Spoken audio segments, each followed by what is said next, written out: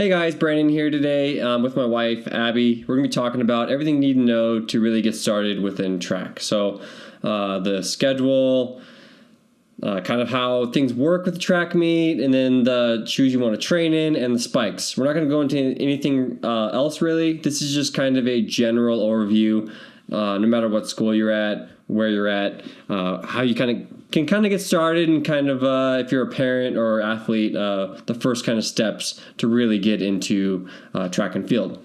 So let's kind of talk about shoes first and go from there. So let's grab the ride and guide quick, and we'll kind of talk about that.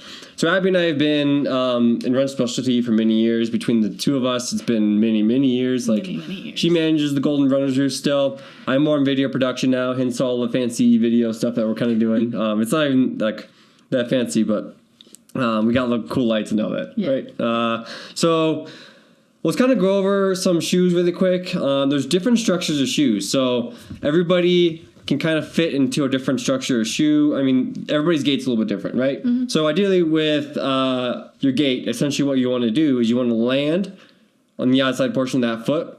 So basically how our bodies are built is when we bring that front foot forward in front of us, and you have a hinge joint at the hip. So that's going to cause this foot to come more inwards towards your midline or the middle of your body, right?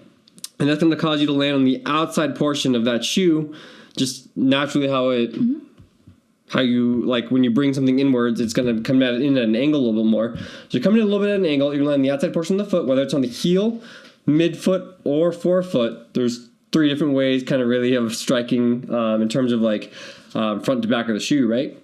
So you're going to come in on that outside portion of the shoe, you're going to roll in, or what we call pronate in. So ideally what we call neutral, and then you're going to toe off neutral as well. So basically what that means is middle of the shoe here.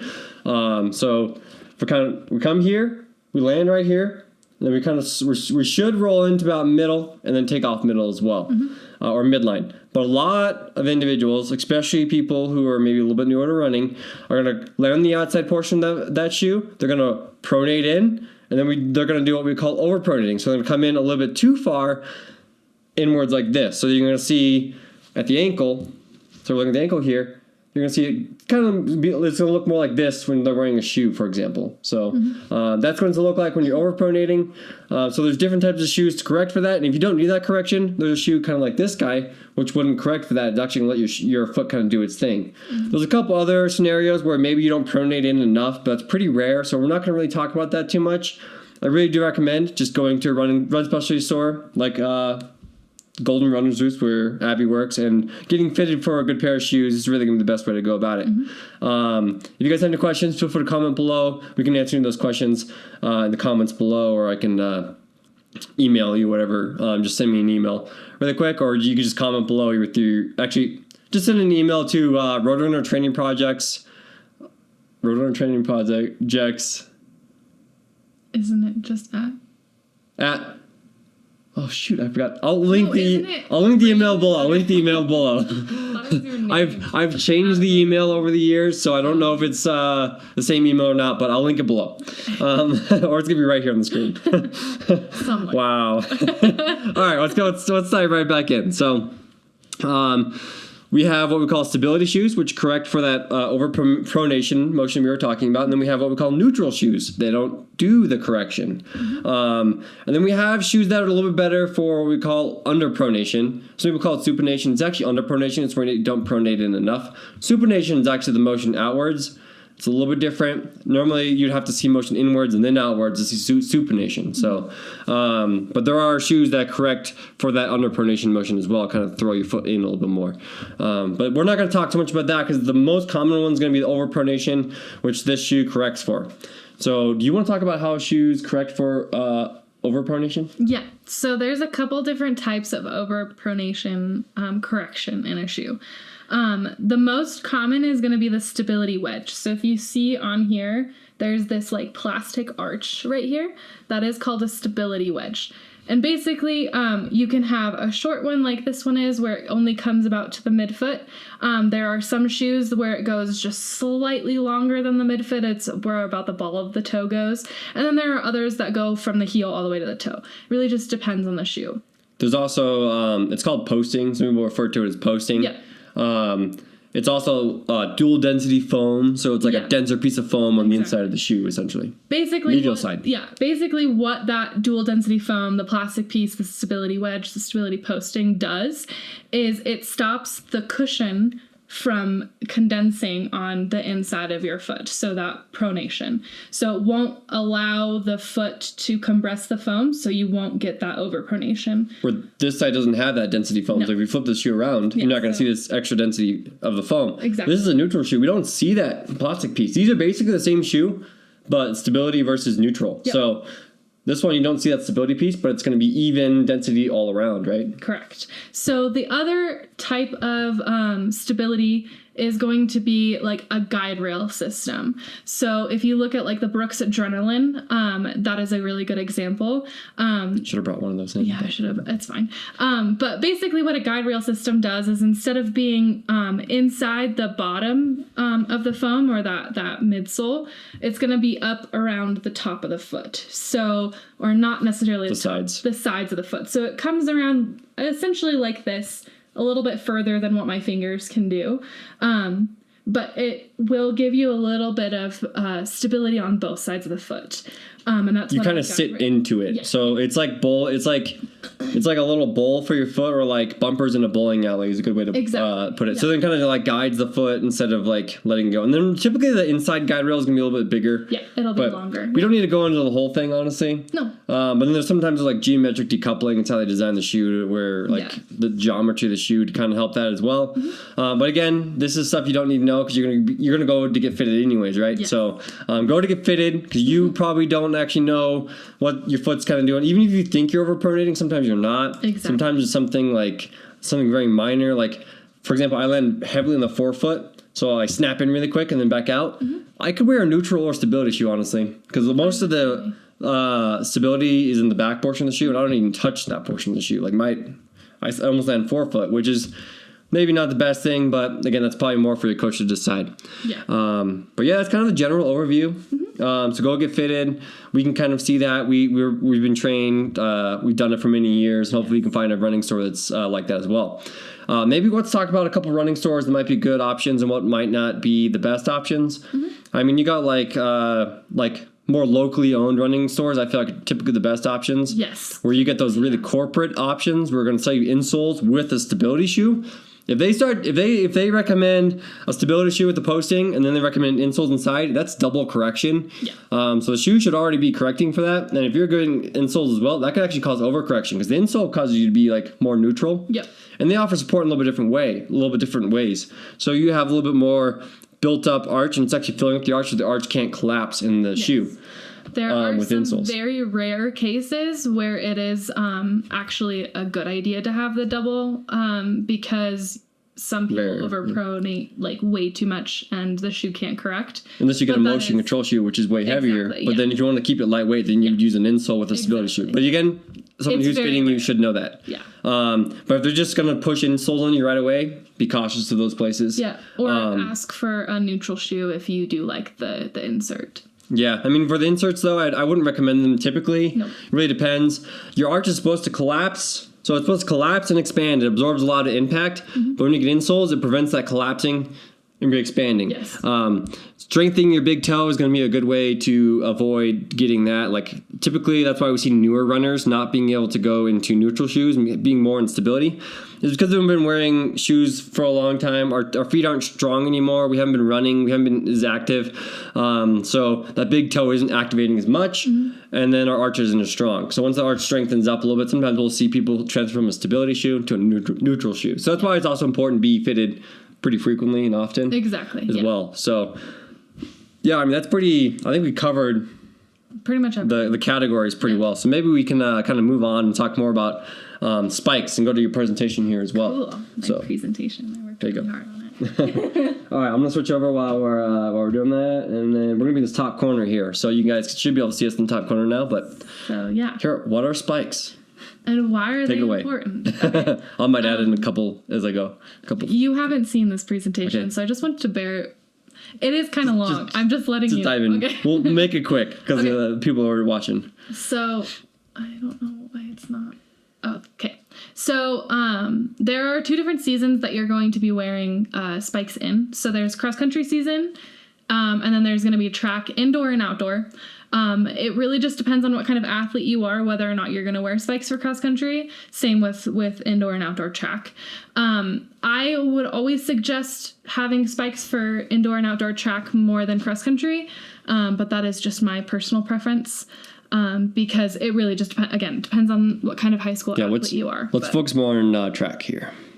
Okay, so let's kind of skip over this. Cross country spikes are like distance spikes, even with more cushion and more of like a waffly pattern typically. Yeah. They're just designed for longer distance. They're designed to be. You typically put longer spikes in those and everything like that. Yeah. But we can talk about that closer to cross country season. Okay, so track. There are many different types of spikes and shoes that you can use for different events. So on the distance side, you're going to have anywhere from the 1 mile up to the 2 mile. For high school. This is all for high school, yeah.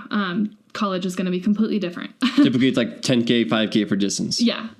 So middle distance is going to be anywhere from that 400 up to that 8. Sometimes you push up to the mile. It really just depends on the athlete.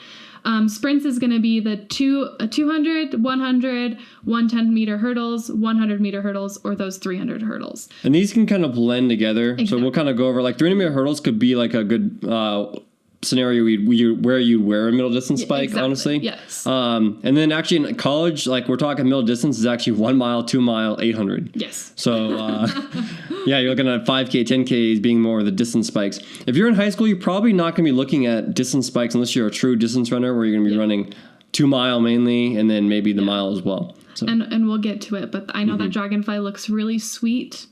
But you can do a middle distance. Then you've got jumps, which is the high, long, triple, and pole vault. And then throws, you'll have shot and disc. Sometimes there's hammered and sometimes there's javelin. It really just depends on where you're at. In Colorado, no hammer, no javelin. Indoor for hammer. Oh, I guess. But javelin. Never. Does high school have hammer? I don't think high school indoor has hammer right now in club. Really? For the most part, yeah. When I was coaching club this winter, we did not. I didn't see any hammer. But in college, you do. That's all you can throw inside. No, they got shot. Oh, interesting. Yeah. Okay. I did not know that. Oh, and discus. Oh, you already said discus. Yeah, shot and disc are the main throws. So outdoor track in Colorado, it's shot disc. But then in other states, you're going to see javelin. Yes. As well. Yeah. And javelins have their own spikes and all that. Yeah. We won't even get into it. Yeah. We're not going to talk about that. That's a whole other thing. So track spikes are... or distance track spikes. This is the ones that are in this presentation are the Nike Zoom Rival line, just so to keep it consistent so you guys can understand what they look like based off of, or the biggest differences between shoes rather than brand. Okay, so for the Nike, for the distance spike, you're going to have a high cushion shoe with a form-fitting upper, but it's not going to be super rigid. It's going to be fairly lightweight, kind of a lightweight upper. You're not going to get anything that's super like leathery or tight. It's going to be weightless, essentially, is what the idea behind it is. Yeah. Less weight, but focused on cushion. Exactly. That's a good way to put it. Exactly. And ways they can reduce the weight. Do you want to go into that or ways they can reduce the weight would be like taking out spike holes. So like spikes can add a good amount of weight because there's these metal or ceramic. Sometimes they're ceramic. The lighter weight ones are ceramic, but they wear out a little bit quicker. Just so you guys know. So they're lighter weight, but they wear out like after 1 or 2 meets. It's all I would wear ceramic spikes for. Yeah. I don't know. Kind of like the metal ones, in my opinion. They didn't add too much more weight, and it doesn't wear out, and it just feels a little bit better. I think in the track, in my opinion. Yeah, it gives you a little bit more grip on that track. But you're going to look at about 4 spike holes. For distance. Max, probably 6 for most distance spikes. Yeah. Then they're going to have a little more cushion in the heel portion of the spike. Do you want to let's grab my distance spike out while we're talking about this, actually. So I'm going to switch back really quick. This one, it's kind of shaped funny. Yeah, it's shaped funny because I kept it in my car and I haven't used it in a while. I've been doing a lot of marathon training. So, but I'm going back to track stuff. So maybe I'll have to use this or maybe I'll have to get a new pair. A new pair. Okay, so this is the endorphin. We have 2 endorphins right now. We don't have a sprint spike on hand. I don't think we have any. Have sprinted. Yeah, so no sprint spikes, but we'll talk about those. So you can see, as I said, 4 spike inserts right here. So we have four spikes. You can have a little more cushion. This one's a pretty minimal shoe. I don't like a lot of cushion in my heel. Yeah. I'm a 4-foot runner. I don't even contact very much with the heel unless I get really tired. So I don't have a whole lot. This is almost a middle distance spike, honestly. Yeah, it's very similar. But this distance spike, this is like a pro level distance spike. Yeah, the best way to put it. This is the Endorphin series, which is Saucony's pro level spikes. And that's in the presentation as well. I can click through those, and you can pause on the video if you need to. We have a little bit more support here. See this like plastic piece comes up around the arch area? You can actually feel a little bit inside the spike. So you have a little more support because you're running longer distances, right, in the spike. So typically they also look a little more like this. They're flat. They're not a little bit lighter mesh up top. They're not worried about aerodynamics or anything like that because you're just going for long periods of time and you need a little more breathability and a little bit lighter weight. So every step you take, but every step you take, like it just kind of adds up in distance running, right? Yes. Where sprinting, you're going to have a little bit more of a solid mesh, which we'll dive into, where you're not going to have, like it's more for aerodynamics and to let the wind kind of... like more kind of like this material on the back of the spike that we have here. So, and then, we got a good amount of heel support too, but it's like, I think the sprint spike's a little more rigid even all around. Yeah. The spike plate is another huge thing to look at. I was just about to go over that. Go ahead. Do you want to switch back to I'll switch back, you just keep talking. So, the spike plate typically on a distance spike, you're going to get a half spike plate. So if you see on here this black piece, that is the spike plate. So it's a plastic piece that is formed onto the shoe that is more rigid. So if you look at the Endorphin shoe that Brandon is showing, that one is, since it's a higher end, it's going to have a full spike plate. Well, it's not necessarily full. It's like, you still get like... You don't even go into the arch of the spike plate. It's just got this extra little support piece back here. Not all of them come with that either. No. I don't think Matumbo would have it. But, I mean, a lot of the newer higher end spikes right now do have full carbon plates on them. Oh, yeah, they're doing carbon plates now, too, with distance spikes. Because of the marathon running with the carbon plates and all that, so sometimes you'll see carbon plates. On your typical, I would say, lower end spike, you're going to have a half spike plate with 4 spike holes. Again, that's to reduce weight. It's just to give you enough of that rigidity to propel you forward, but not too much to where it's uncomfortable and it feels like it's like forcing you onto your toes too much. Yep. The biggest thing allows you to kind of land on the heels sometimes. Exactly. The biggest thing about the track distance spike is it needs to be comfortable but feel like nothing, essentially. So that's going to be the most important part. I can't tell you how much I've bled in this spike, though. I don't see any blood. My other one must have the blood. I've bled a lot. I don't wear socks in my spikes. Yes, that's which is another thing. Yeah. I would wear lightweight running socks that have no cotton in them because you can cause a lot of blisters. Don't wear cotton. It's also going to absorb a lot of moisture. That's why it causes the blisters because it loses its shape. But a good sock that has 0% cotton is great for spikes. It's super lightweight because you don't want that extra weight and you don't want it slipping in the back here. I actually just wear my bare feet because it sticks right in the spike and I love that feeling. Yeah, but you're going to get a couple blisters most likely if you do that because the material's not as forgiving as a sock. But I actually like... that's just how I like. And I wear like for one race and then I get the blister and then the callus is over and I'm good. So up to you though. For spikes, and this is in general for most spikes, you need them to fit tight. Yeah. You should not have the extra room in the toe. Barely your in your room. Maybe have like a half, maybe not even just under a half a thumb's width. We didn't go over how much thumbs width you need in a regular shoe. Oh, we didn't. Usually you want a full thumb's width to 3/4 of a thumb's width. Maybe half. I mean, if you're a sprinter, you probably want closer to half. Yeah. But if you're like a distance, the longer you run, the more your foot swells. So when you measure, if you're at 3/4, that's kind of what it's going to look like. If you're at a full, that's what it's going to look like. Yep.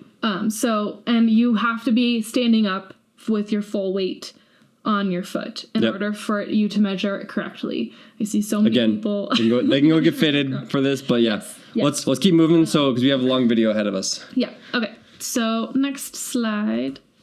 So sprint spikes.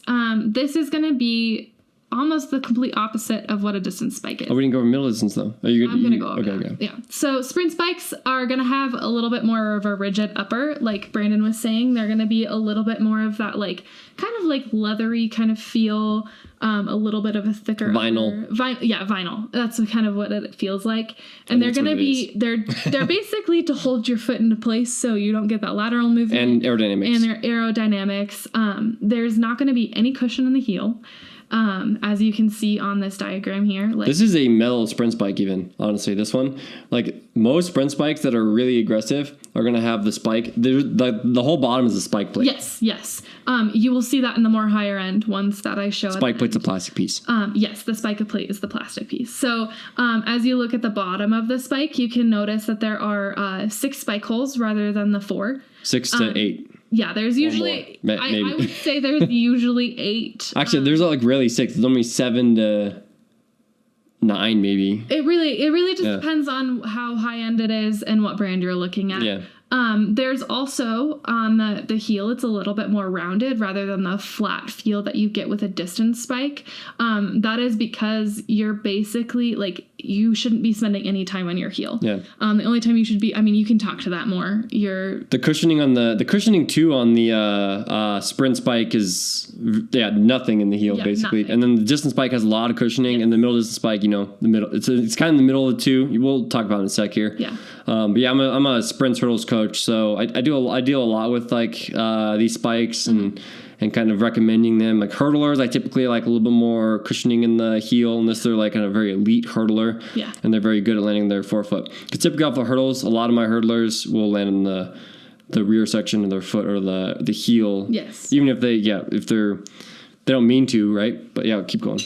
We got to keep moving. So it's going to be really rigid through the arch as well. And that tends to, I mean, even on people who don't overpronate in a sprint spike, you will overpronate. It's just how especially if you land on your heels. Especially if you land on your heels. The best way to test a sprint spike is to sprint in it. Yeah. I've had a lot of we just did an event this weekend with a bunch of high school students, and they were freaking out because they're like, well, I don't understand. My arch is like touching the ground. I'm like, it's okay. That's how they're supposed to fit. You're running 100 to 200 meters. It'll maybe nice 400 meters. You don't even need that support. Yeah. But that's what the full spike plate is there for. It's to propel you forward and to push you onto your toes and give you that good power. Yep. So yeah, we'll move on to the next one. So you can grab my middle distance spike while we talk about this. Middle distance, I did not use a Zoom Rival, Nike Zoom Rival line example because they don't really have a middle distance spike. They have a multi spike, but they don't have a middle distance spike. They have they do have the Rival M. Not anymore. Did they get rid of my Rival M? I think so. I think they still have it. They have Nike Victory is the middle distance version of this spike. They don't have that anymore either. The Victory? Oh yeah, they do. They have the Victory. There's no way they were Victory. But these, I grabbed New Balance and Saucony. But we'll look at the endorphin. Well, what's this? It's the same thing. Okay. Let's talk about it. So middle distance spikes are going to have kind of like an in-between cushion. You're not going to have a ton. I would even say the first spike that we showed you is going to be, again, more of a middle distance as far as cushion-wise. But you're going to have very minimal cushion, just enough to give you... Huh? Sorry. Really? This is supposed to be like a thing they attach to your spike to say that you're good to go. But it's old. Into the stadium and like the fancy meets, and I just pulled it off. For years, it's been sitting on there. Years. First year of college. Gosh. Okay. Anyways, for a middle distance spike, again, very little cushion, just enough cushion to get you through a mile. You're not going to be landing on your heels very much anyways. The other part is going to be, it's a little bit more of that rounded heel like a sprint spike, but again, you get a little bit more surface area because you tend to have those moments where you get tired where you land on your heel. The other part is it's going to have a little bit more of that full spike plate. Again, it doesn't come all the way down to the heel, but it does, it comes to about just over midfoot. Just into the arch. Just into the arch, yeah. And that, oops. That's more rigidity in the arch.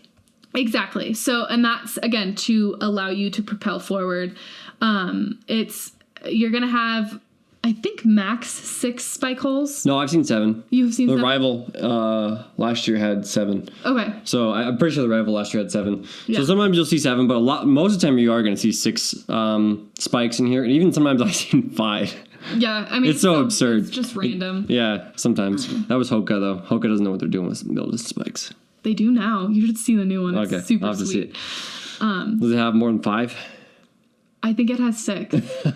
But it's so I have it in the slides. Okay. I'll show it to you. Okay. It's so cool. Yeah, so you're talking about like this right here. That endorphin was the endorphin distance, LD they call it, distance. This is the endorphin MD, middle distance, which they got rid of, and I think they called the ballista. But now that Abby's saying they brought it back, I don't know. They took away the This is my absolute favorite shoe ever. Yeah. So if you look at the bottoms of the shoes, you can kind of see the difference. I wore this in 5Ks, like my middle distance version. Yeah. But again, I'm a different type of runner. He's kind of so weird. I'm again a 4-foot runner, so I can wear middle distance spikes for distance events, and it doesn't make much of a difference. But we'll see the difference here. Like you see this plastic piece with the support. You don't have that. You have this like softer foam here, where sprint spikes you might have just a solid piece of plastic. And then we do see, like, look at the vinyl here. We see a little bit more vinyl overlays with some breathability, where sprint spikes, you probably see all vinyl typically for a good sprint spike. Where this one's like got a lot of that mesh material. So now we're seeing like the aerodynamics, a little bit more of a factor in middle distance spikes as well.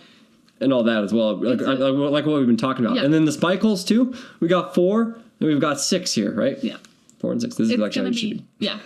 It's going to be almost like exactly in between a sprint spike and a distance spike. That's what a middle distance spike is. Obviously. No. All right, we can move on now. So now you've got your multi-spike. Now, technically, this is a middle distance spike, but it has a little bit more rigidity on the upper. Again, more vinyl pieces, less of that breathability. If you see on here, at least in the Nike, this Nike Rival line, it has the exact same spike plate that the sprint spike does. The only difference is that heel, you got more surface area. It's less rounded. So, I mean, you're talking about, this looks like the Zoom Rival M. This is what you're talking about. This is the multi spike. It's middle distance. I mean, M technically stands for middle distance. Yes. And middle distance spikes work great for in between. Yeah. So yeah, the Nike Zoom Rival M is a great. It has a little bit more cushioning in the back heel. Mm-hmm. Like that endorphin that I showed you guys that I had the Saucony is not a great multi spike, but middle distance spike that has a little more cushioning in the heel works great for like jumps, if you do jumps and sprints kind of deal, because the sprint spikes are knocking off the heel cushioning, and when you're jumping you land more flat footed. Mm-hmm. Especially in the ultimate step. Mm-hmm. Even the penultimate step, you can land a little more flat-footed, and like high jump, stuff like that. And then you get a little more traction too in the middle distance spike too for the like this kind of keep going. Yeah. So next and then we got an actual jump spike. Is the jump spike. So do you want to talk about this one? Yeah, I'll talk about it real quick because I do jumps as well a little bit.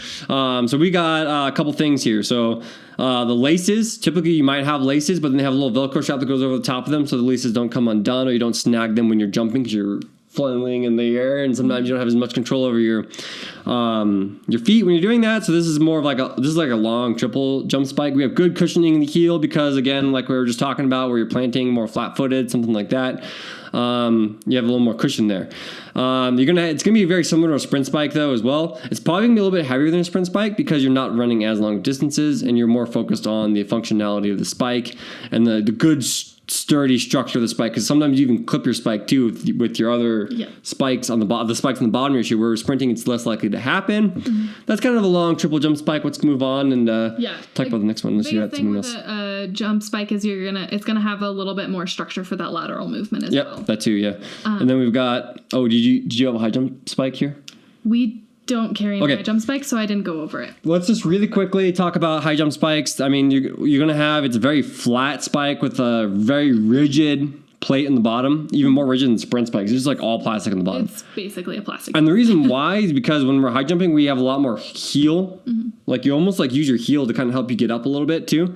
Because when you're coming in at a super aggressive angle, and they have spikes in the back of the heel as well, and in the forefoot. So you have spikes in the heel. This is the only spike that we're typically going to see. I think javelin spikes might have it too, but like what we're talking about, that's the only one you're going to see spikes in the heel and the forefoot. You think you have 4 spikes in the heel, and then 4 to maybe even 6 in the forefoot. Picture of one at the end here. Yeah, maybe.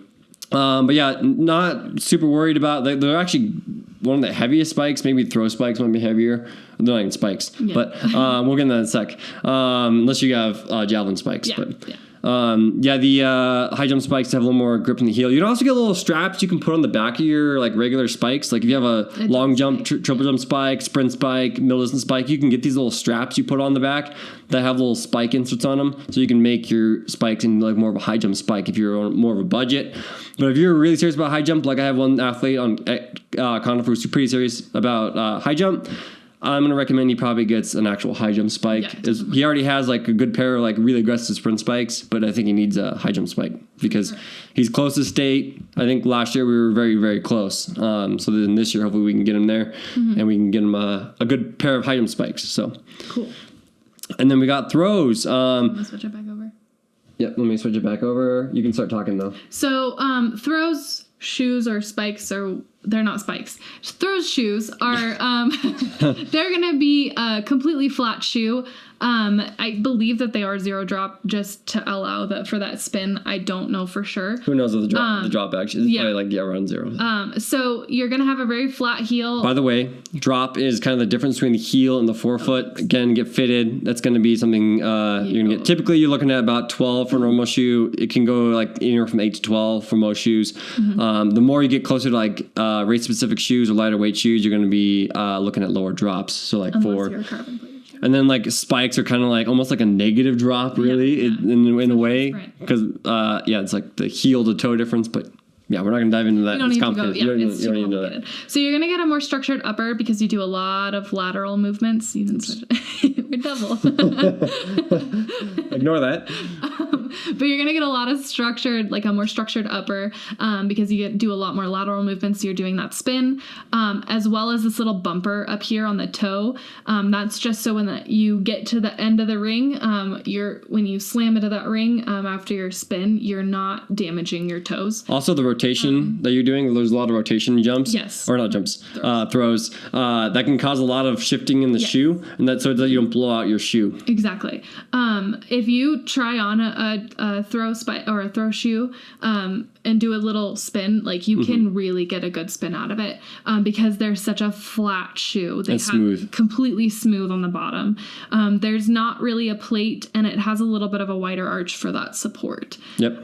But yeah, it's just a really smooth shoe. And they have that thing kind of like jump spikes where you have that top strap sometimes, not all the time, but typically to keep those laces in control so you're not stepping on your laces or something like that. That would be bad. Exactly. So. Yeah, I've seen a lot of kids throw with normal shoes. You can do it, but I recommend getting a pair of throw shoes so you can perfect your spin and if you're serious about it. Exactly, if you're serious about it, Keep for going. sure. Okay, so now we're gonna look at some high-end spikes, and do we really need to? I can just. Do you let's breeze through these. I don't need to talk about them. I can just scan through them, and you can pause it if you want to look at it. Good. All right. Okay, so we've got distance, middle distance, specific. Like my 2 spikes I have are high end, so yeah. Then we've got sprinting. Old or high end.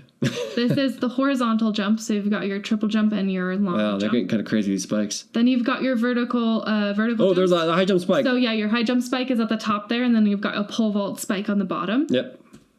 And then you've got your more high-end throwing spike. And that is it. Cool, let's switch back. And then we do have one more thing we'd like to go over, though.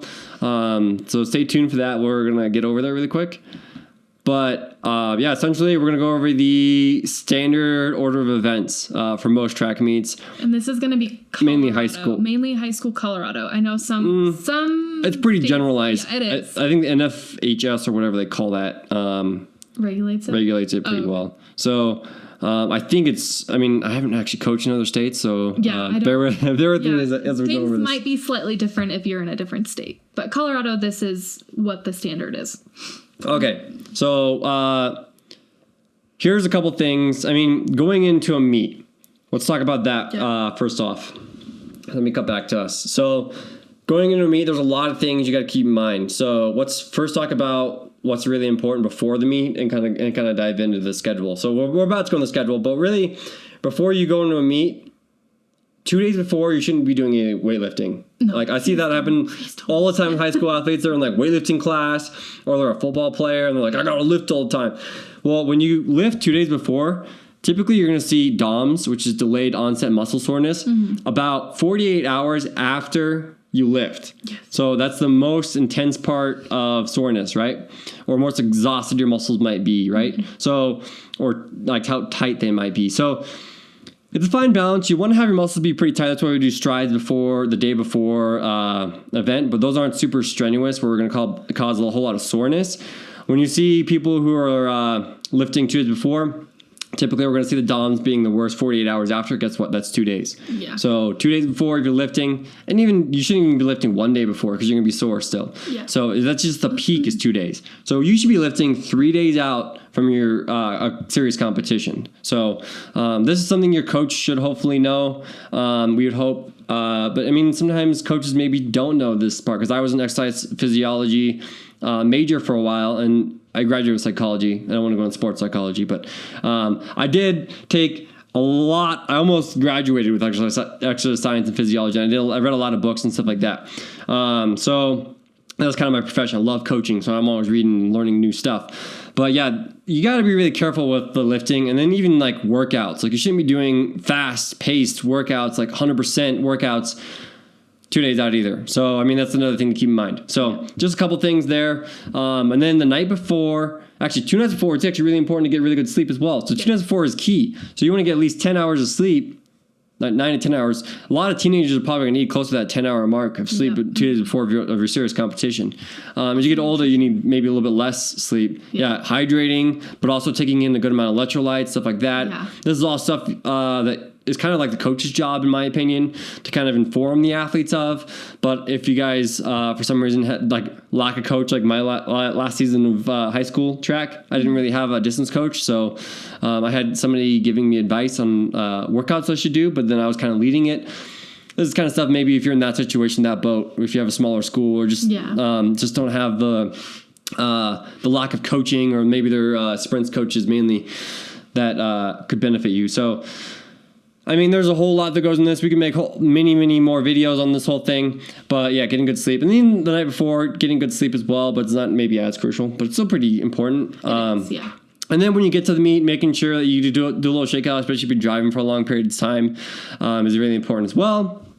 And then let's kind of dive more into warm-ups too. So when you're warming up, if you're a sprinter, jumper, anything that has explosiveness in it, you got to be wearing sweats when you warm up. Yes. For the most part, unless it's like super hot with humidity. In Colorado, I recommend up to 80 degrees. Yeah, 80 degrees. You need to be wearing sweats. I mean, that sounds ridiculous, but the warmer your muscles, the better for sprint events. As long as you're not getting like heat stroke or anything, right? Yeah.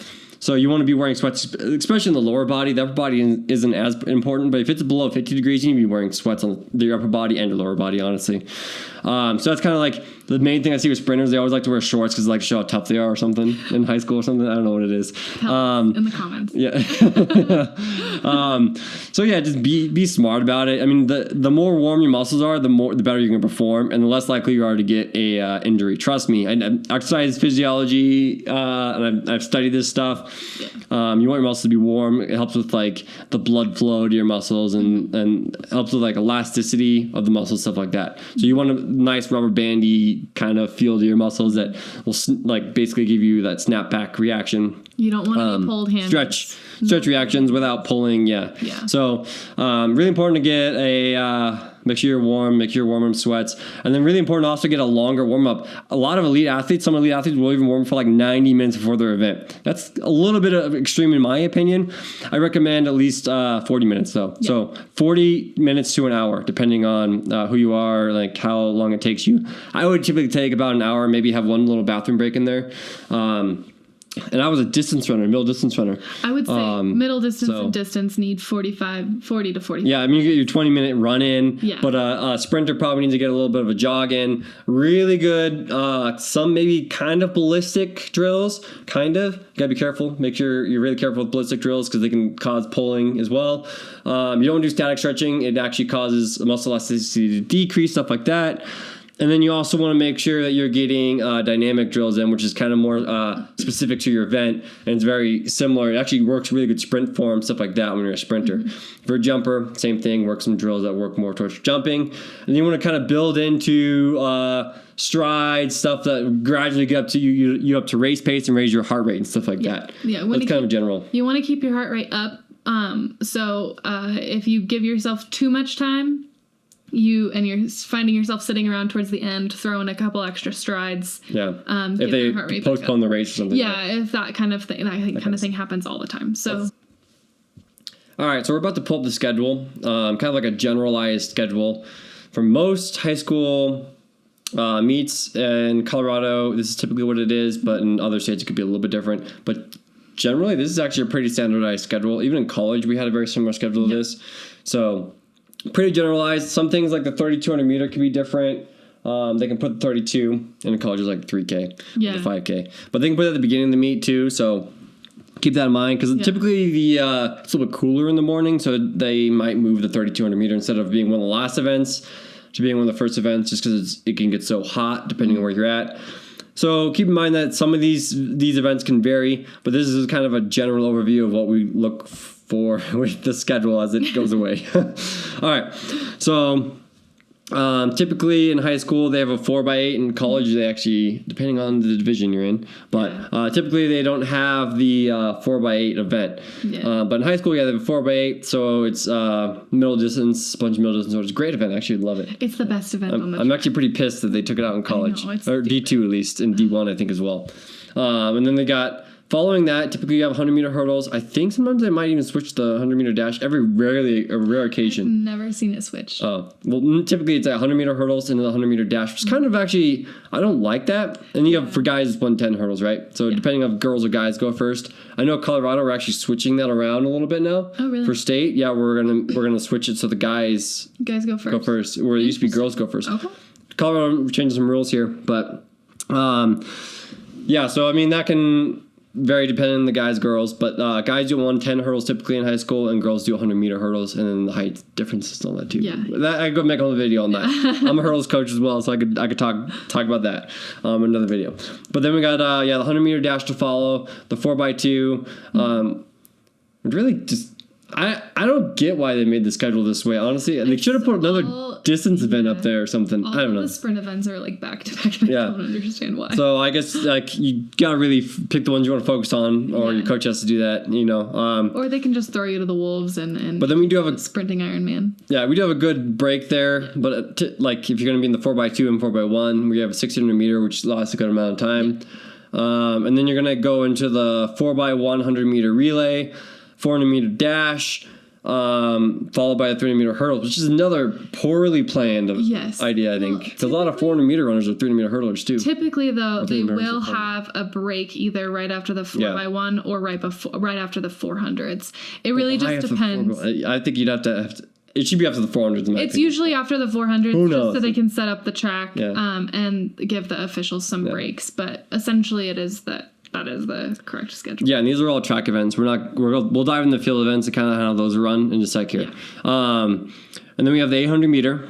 So field events are going on during this whole section, by the way. Yes, yeah. We have the 800 meter dash. It's more like a run. But it's a sprint. It's borderline. We could call it dash or run. We have 200-meter dash, and then 200-meter dash always takes forever, honestly.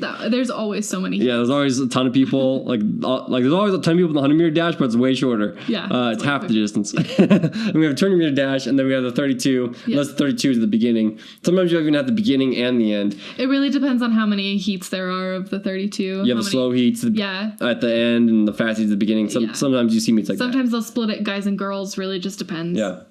And we have the 4x400 meter relay, which is great. I think that's great at the end. I say the 4x8. Distance runners can do it. Yeah. I would say the 4x8 and the 4x4 are the best events on the track. Yeah. But typically the 4x4 should be the final event. Sometimes field events run a little bit longer.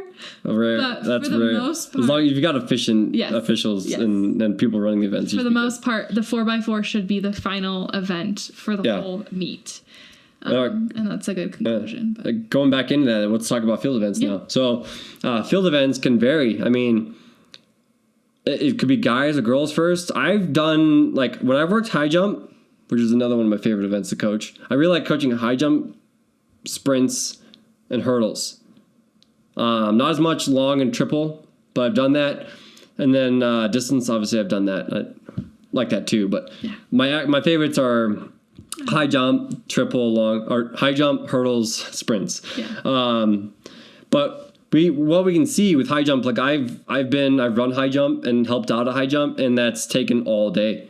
Like it's literally like we have guys or girls first. It could change depending on the meet, but it's taken all day for high jump, and we have people coming in and out. They got to check out of their. Typically, we're talking to new people, right? So when you do jump events or throw events, pole vault, whatever it may be, and that run all day, you should come in, check in when they need you to check in. So whether it's guys or girls first, check in when they call for you to check in.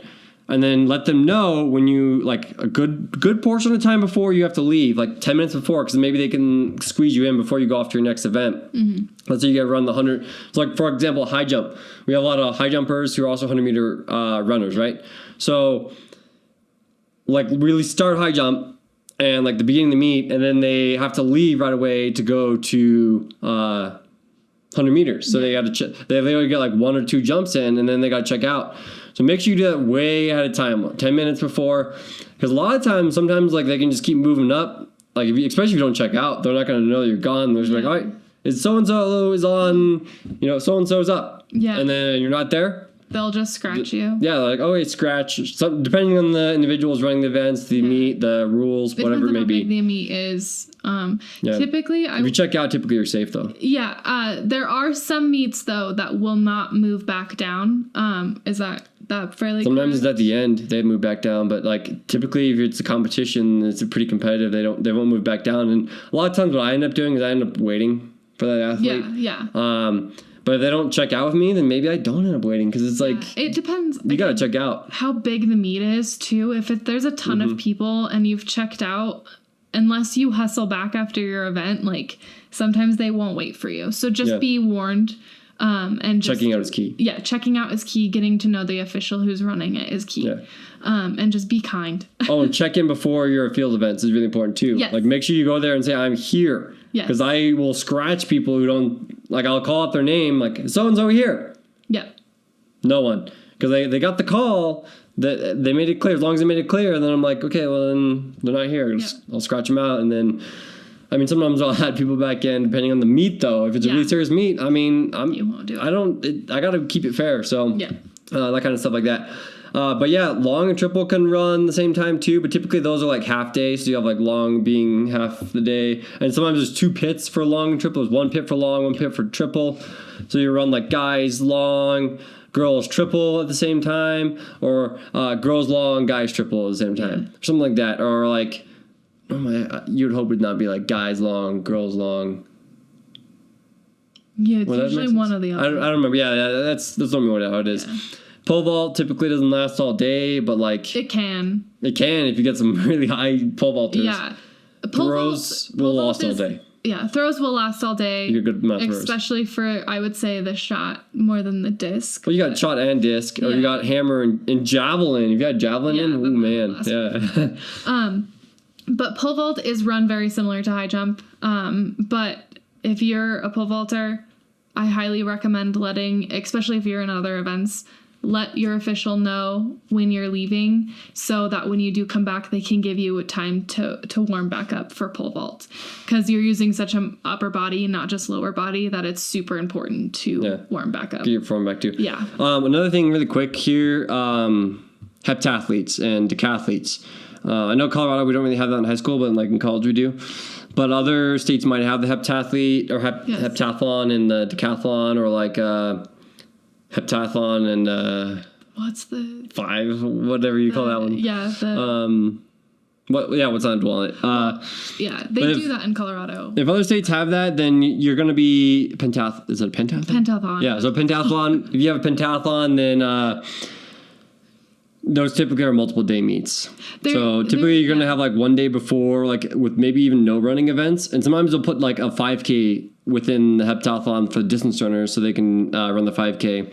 Maybe it's at night when they run the 5K. Yeah. But they have heptathlons more during the day, building up to the night kind of deal. The pentathlon, at least the one in Colorado, it's a 1 day meet. If they do it again this year, it's a 1 day meet, but it's usually such a small group that it goes like super slow paced. So you won't have to worry about like not being ready. It's after state. It's not even part of state. So we don't have that in state. Yeah. So it's like literally like a week or two after state. So yeah. So if you're in Colorado, that's usually how the pentathlons run. But in Colorado, but I mean, other states might have it as an actual event in states too, exactly, and everything too. Yeah. So that just a little heads up there.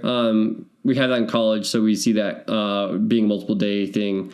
It also allows for recovery because that's a lot of stuff to do.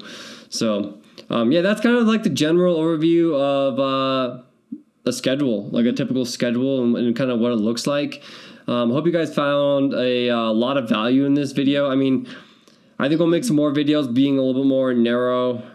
I can narrow it down a little bit. I could talk a little bit more about different like hurdles specifically or something like that. If you guys are interested in that, just make sure you like, subscribe, and stay tuned for those. My athletes obviously are going, I'll probably be posting more videos. I kind of do this for my athletes, honestly. So we're starting track season. So it's kind of why I was really making this video so that we could really talk about, because a lot of them are asking about shoes. A lot of them are asking about the first meet, how the meets are run. They're getting a little bit worried. Maybe parents a little bit worried. So this is really to put a lot of information out there that I kind of feel like is really important to start the track season. Maybe something that I don't have time to explain, and like I can't talk to parents right now. So this is a great way for parents just to watch it. And if they need to watch it again, they can watch it again. So that's kind of why I made this video. But it's also a great video for just like general purpose for everybody else who may need it. So if you guys are in Colorado, feel free to visit the Golden Runners Roost. That's where my wife Abby works, and then right here. I run programs through Roadrunner Training Projects. I run training through Roadrunner Training Projects in the off season, stuff like that. Oh my gosh! I don't know if you guys can hear that, but our dogs are scratching at the door. I typically run them out of like Conifer High School, which is in the mountains. But I do also coach at a club down closer into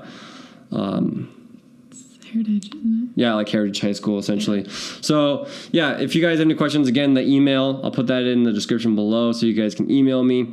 Or with any more questions, comments, if you guys need anything, just let me know. The email will be below. Ask at practice if you're watching and a parent who is at one of our schools. I guess, are you showing this to your school too? Yeah, I'm going to send it to them.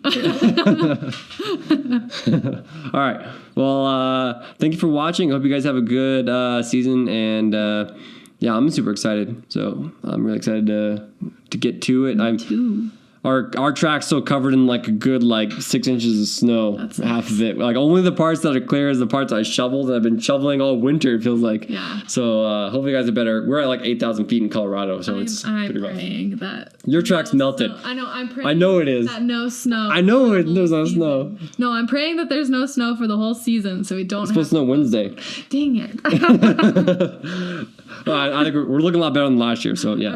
Okay. Well, thank you for guys tuning in. This is a very long video, and I appreciate you guys staying for the whole video. All right. Okay, bye. Let's end this thing. Bye.